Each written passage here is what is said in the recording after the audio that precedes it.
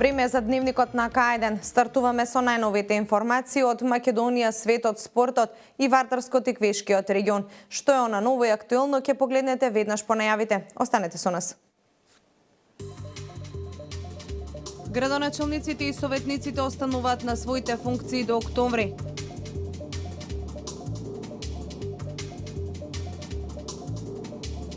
Поставен камен темелник за надпатник во Башино село.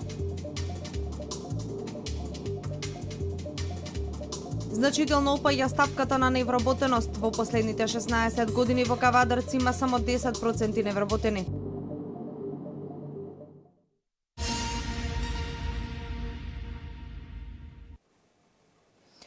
Градоначалниците и советниците остануваат на своите функции до октомври. Ова беше одлучено на денешната координативна седница во Собранието, каде беа присутни партиите од СДСМ, ДУИ, БЕСА, Алијанса на албанците. Договорени се локални избори да се одржат на почетокот на октомври. Дијана Иванова ги има деталите. Мандатот на градоначалниците и членовите на општинските совети ќе се продолжи. Ова е вест на денот.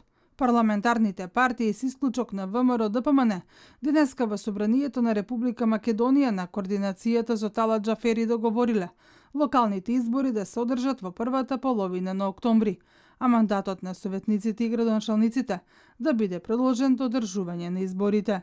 Партиите се договорија дека од исклучителен приоритет за Република Македонија е постигнување договор за донесување на предлог закон за изменување и дополнување на изборниот законник, со кој одржувањето на локалните избори ќе биде предвидено за првата половина во месец октомври, а мандатот на сегашните градоначалници и советници ќе биде продолжен до изборот на новите членови на советите и градоначалниците. Стои во сопштенијето од Собранието на Република Македонија. Ваква разврска на состојбата очекуваа и градоначалниците. Нема никаква пречка да се заврши се како што треба, единиците на локална самоуправа да продолжат да работат и секако на едни брзи избори да се изберат нови градоначалници, нови совети што ќе ги водат локалните самоуправи во Република Македонија. Друг излез нема од сета оваа ситуација во овој момент. Остануваат градоначалници да функционираат и треба да функционираат бидејќи имаат депонирано потпис во Централен регистар. Продолжување на мандатите на градоначалниците и советите до избор на нови беше барањето кој минатата недела до надлежните го достави ИЗЕЛС.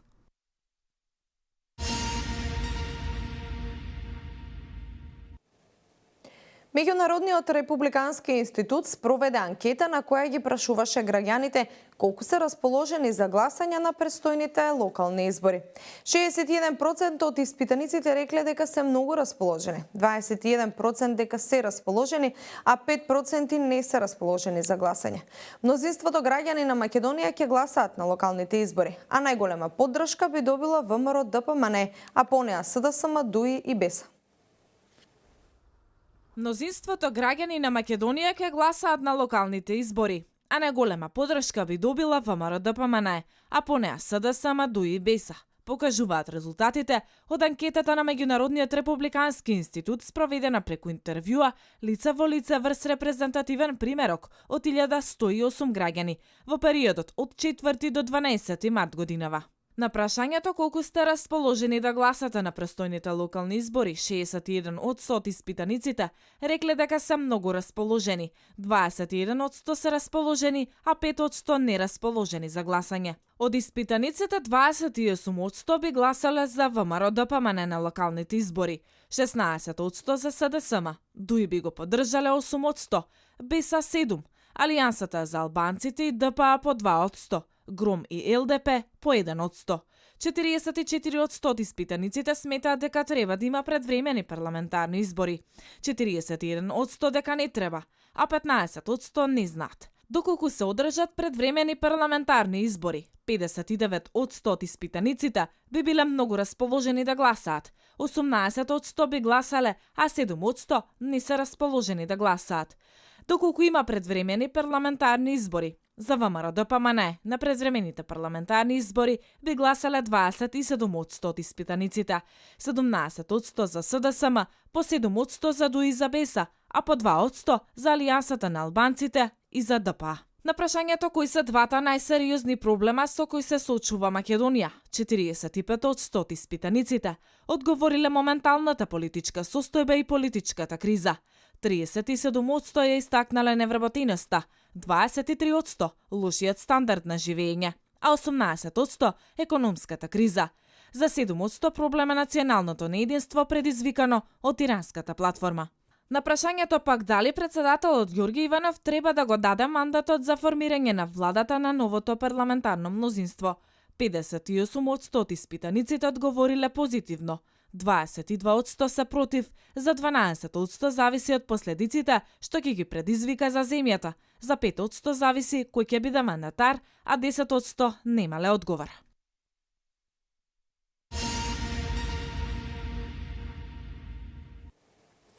Започна изградбата на капитален објект во Башино село. Беше поставен камен темелник за изградба на надпатник над автопатот со кој ќе се поврзат црквата Свети Никола и гробиштата. Целосната должина на пешачкиот мост изнесува 43,06 метри. Проектната документација на изградбата на надпатникот се подготвуваше 2 години и 2 месеци. Изградбата се очекува да биде завршена за 6 месеци. Со поставувањето на камен темелник започна изградбата на надпатникот над автопатот во Башино села. Ова е капитален проект. Должината на мостот ќе биде 43 метри, односно со пристапните патеки 60 метри, а широк 3 метри. Со изградбата на пешачкиот надпатник ќе исправиме една голема неправда која им е нанесена на локалните жители во периодот кога се градел автопатот, истакна градоначалникот Славчо Чадиев. Општина Велес одвои средства за овој проект и овој е прв проект од капиталните проекти за оваа година заедно со градскиот пазар, кружните раскрсници што ќе се прават, кружните текови, водоводот за населените места Раштани, еден од капиталните проекти на општина Велес за 2017 година. За жителите на Башино село, овој надпатник е од големо значење. Ова мовче ќе значи многу. Иначе мртовците ги носеа под мостон кал, па се спрзга, па нема пат, а сега ова ќе биде како добро дојдено. Благодарни сме од градоначалникот што ни помогна и од општина Велес. Далеку беше, движеа луѓето од подјав вожњакот, па има тежини, не одеше возило догоре и така. Инаку, денот е убав, Божи ден, Свети Атанас. Вкупната инвестиција изнесува 5,7 милиони денари, пари обезбедени од буџетот на општината. Проектната документација на изградба на надпатникот се подготвувала 2 години и 2 месеци. Изградбата се очекува да биде готова за 6 месеци. На социјалните мрежи од општината поставија 3D слики од кои може да се види како ќе изгледа мостот со точни димензии и локација.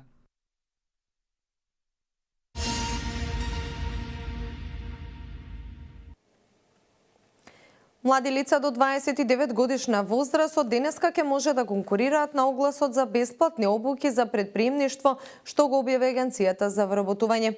Обуките ќе траат до 1 декември и со нив е предвидено да бидат опфатени 950 лица. Овој проект е поддржан од Европската унија со 300.000 евра. Мерките за младите до 29 години на Агенцијата за вработување на Република Македонија во изминатиот период вродија со плод. Од денеска сите млади лица до 29 годишна возраст можат да конкурираат на огласот за бесплатни обуки за предприемништво, што ги објави АВРМ. Целта на проектот е да се унапредат знаењата и вештините на младите луѓе за полесно да можат да најдат работа и да основаат свој собствен бизнис. Обуката трае 5 дена и потоа ќе биде изработен бизнис планот. Значи вкупно околу 45 часа вредност на ангажман на експерт кој што ќе им помогне на сите млади лица да изработат на крајот успешен бизнис план кој што ќе биде изфинансиран, како што реков, со грантот, со кредитирање или пак во која било друга комерцијална банка во Република Македонија. Проектот е поддржан од Европската унија со 300.000 евра. По обуките младите ќе можат да изготват бизнис план и со него да конкурираат за останатите мерки за вработување што ги нуди државата, информираше денеска директорот на агенцијата Владко Поповски. Ги повикувам сите оние кои што имаат најмалку средно образование, се евидентирани во Агенцијата за вработување или ќе се евидентираат во наредниот период, да се пријават на оваа мерка, да ја добијат бесплатната обука и на крајот нормално, доколку се заинтересирани, да ги сфинансираме со некои од нашите мерки или пак истиот тој бизнес план на крајот што ќе го добијат, да го употребат во која било комерцијална банка за реализација на својата бизнес идеја. Во првиот оглас за грант објавен во март годинава од пријавените 1250, 440 биле лица до 29 години. До сега 40 до 45% од грантовите се доделени на млади лица, што покажува голема заинтересираност, истакна директорот на Агенцијата за вработување Владко Поповски.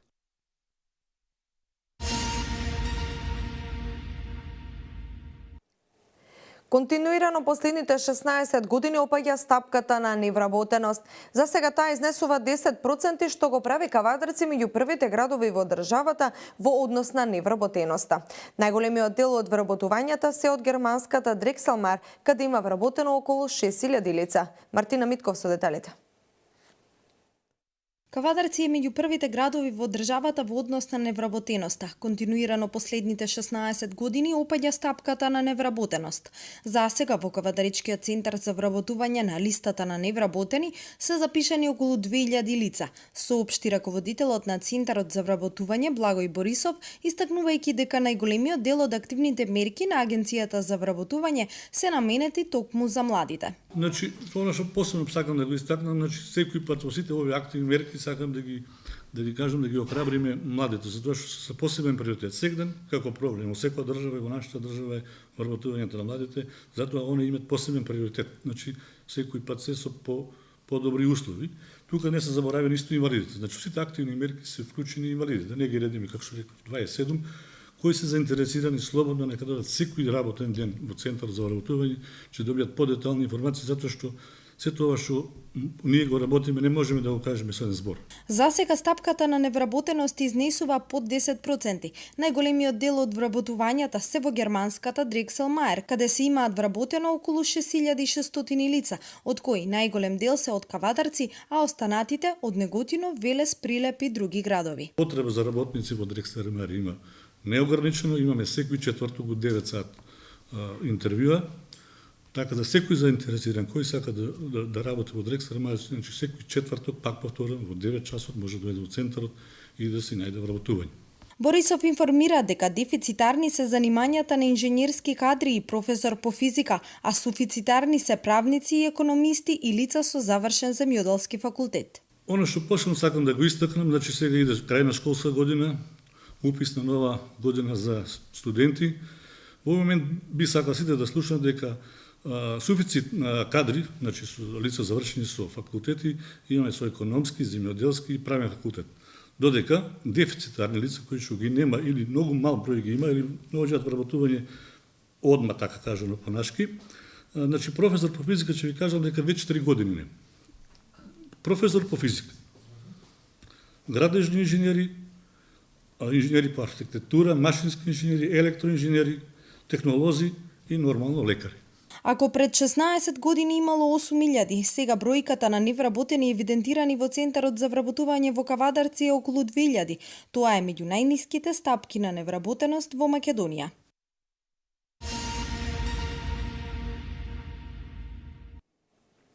Нови цени на горивата, бензините од ноќеска на полно их поевтинуваат за 3 денари, а дизел горивата се намалуваат за 2 денари по литар. Ова е новата одлука на Регулаторната комисија за енергетика. Од ноќеска на полнок во автомобилите ќе точиме поевтини горива. Ова е новата одлука на Регулаторната комисија за енергетика која ќе објави новите цени на горивата. Со тоа што бензините поевтинуваат за 3 денари, а цената на дизел горивата се намалува за 2 денари по литар. Новата цена на Евро Супер БС 95 ќе изнесува 63, а на Евро Супер БС 98 65 денари за литар. Евро дизелот ќе се продава за 49, а екстра лесното масло за домаќинство за 37,5 денари за литар. Со одлуката на Регулаторната комисија за енергетика за 1145 денари за килограм се намалува и малопродажната цена на мазутот и ќе изнесува 25.252 денари за килограм.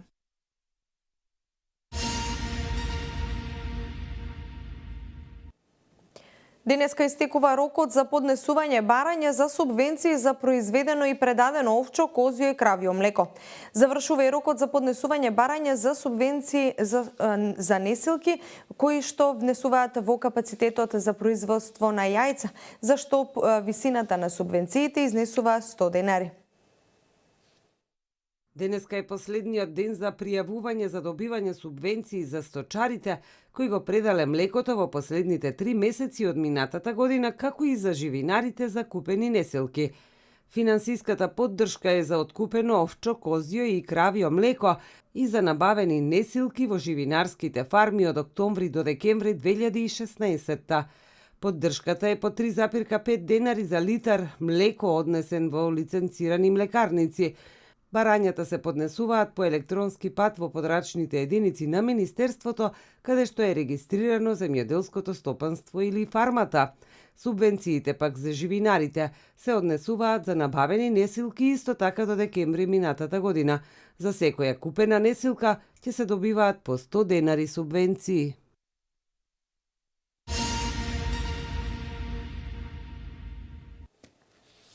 Согласно законската регулатива, Министерството за финансии досега немаше можност за исплаќање на субвенции, односно да распишување на изборите до изборна влада.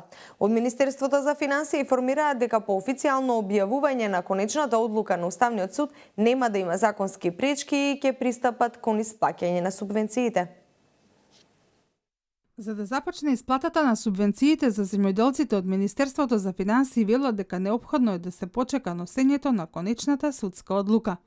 Во последната информација од институцијата кон која се свртени сите погледи на земјоделците, стои дека по извршената консултација со Уставниот суд им било посочено дека само по основ на решение немаат законска основа да ги исплаќаат субвенциите, туку согласно деловникот на судот мораат да почекаат носење на конечна одлука, која се очекува да биде донесена во среда. Министерството постапува строго прецизно согласно законите.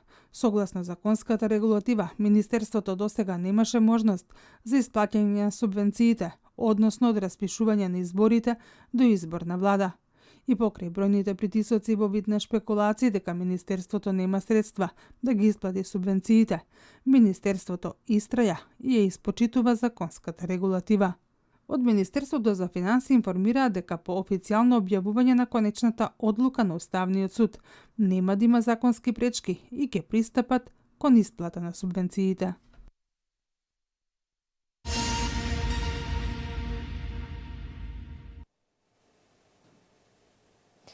Најновите случувања во државата се поврзани со актуелната ситуација. Имено парламентарните партии кои денеска беа на координација кај претседателот на Собранието се договориле дека исклучителен приоритет за Република Македонија е постигнување договор за донесување предлог закон за именување и дополнување на изборниот законник, со кој одржувањето на локалните избори ќе биде предвидено за првата половина во октомври, а мандатот на сегашните градоначалници и советници ќе биде продолжен до изборот на новите членови на советите и градоначалниците. Граѓанската иницијатива за заедничка Македонија ќе поднесе иницијатива во Уставниот суд за оценување на уставноста на изборот на Талат Џафери. Тие сметаат дека Уставниот суд нема да дозволи кршење на Уставот на Република Македонија, како и рушење на темелите на земјата. Воедно, свесни за должноста на председателот на Републиката, се до судската потврда за нелегалниот избор на Џафери, во светло на најавените писмени гаранции кои ќе ги бара од мандатарот предложен од Тиранската коалиција, да инсистира на најцврста формулација со која ќе се гарантира независноста и унитарноста на Република Македонија. Поред граѓанската иницијатива за заедничка Македонија, ова е најбрзиот легален чекор кој што можат да го преземат. Потенцираа дека се работи на комплексната тужба, која ја најавуваа во изминатите 2 недели, за која велат дека ќе биде сеопфатна и во која ќе се обвинат сите фактори кои ја предизвикуваат повеќегодишната криза во Македонија.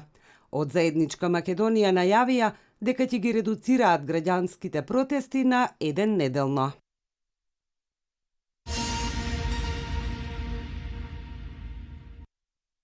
Размена на искуства и експерти, заедничко организирање на обуки и реализација на заеднички проекти се дел од бенефитите кои Република Македонија ќе ги има со подпишувањето на меморандумот за соработка со Народна Република Кина во областа на трудот и социјалната сигурност. Меморандумот представува продлабочување на досегашната соработка меѓу двете држави во оваа област. Од македонска страна, документот го потпиша министерот за труд и социјална политика Ибрахим Ибрахими, а од страна на Кина, заменик министерот на Министерството за човечки ресурси и социјална сигурност Фу Джингуа. Подпишувањето на овој меморандум е во функција на натамошното напредување на севкупната билатерална соработка помеѓу нашите две пријателски земји, а истовремено значи проширување и продлачување на билатералната соработка во областите на трудот и социјалната сигурност. Заменик министерот на Кинеското Министерство за човечки ресурси и социјална сигурност посочи дека денешниот меморандум е првиот документ за соработка меѓу двете држави во областа на трудот, вработувањето и социјалната сигурност, потенцирајќи дека ова ќе игра значајна улога во билатералните односи меѓу Македонија и Кина и ќе придонесува кон социјалниот развој.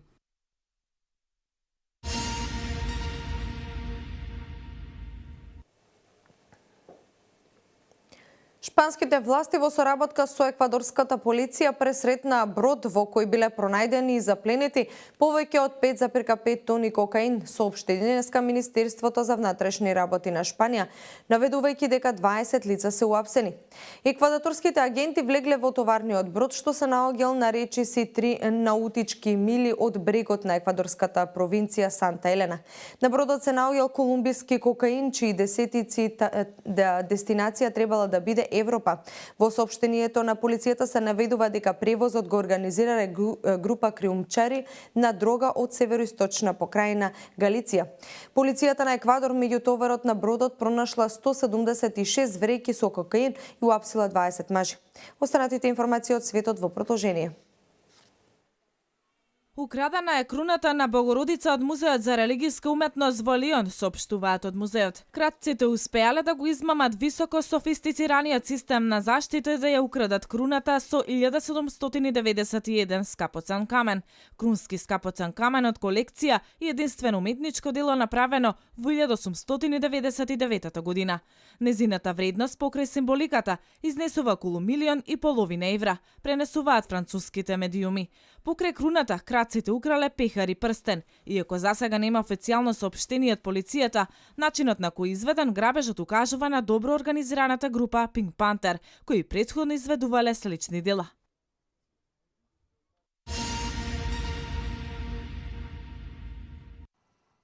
Јапонски воен авион со 4 член екипаж исчезна денеска во северниот дел на Јапонија. Авионот исчезна од радарот во близина на аеродромот Хакодате на островот Хокаио додека се обидувал да понесе пациент од Хокадате.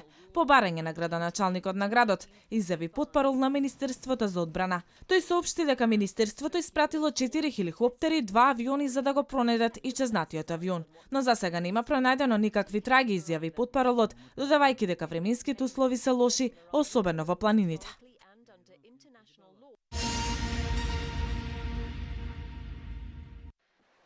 Северна Кореја соопшти дека синоќ извршила успешно тестирање на нова балистичка ракета со среден до голем дострел, што може да биде приспособена да носи и тешка нуклеарна боева глава. Лансирањето на ракетата било извршено под раководство на севернокорејскиот лидер Ким Џонг Ун. Според Севернокорејската државна агенција, ракетата прелетала 787 километри и достигнала височина од 1111,5 километри. Пробното тестирање имало за цел да ги провери тактичките и технолошките карактеристики на балистичката ракета од нов тип, што е способна да носи голема тешка нуклеарна боева глава.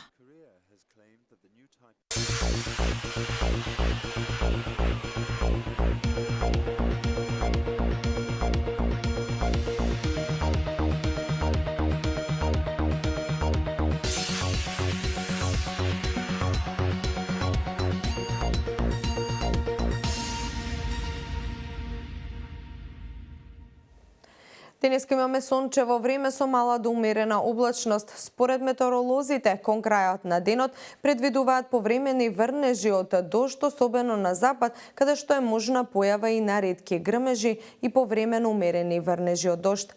Минималната температура се движеше во интервал од 7 до 15, а максималната достигна до 30 степен. Утре врнежите ќе се прошират насекаде, а локално и особено на југот и југоистокот ќе има порен дожд проследен со грмежи. Во среда се очекува да наврнат и пообилни количества на дожд. Во следнава недела утринските температури ќе бидат во постојано опаѓање, а дневните од четврток ќе бидат во пораст. Со оваа информација го завршуваме информативното издание на Дневникот на К1 телевизија. Јас ви благодарам за вниманието. Од мене пријатно.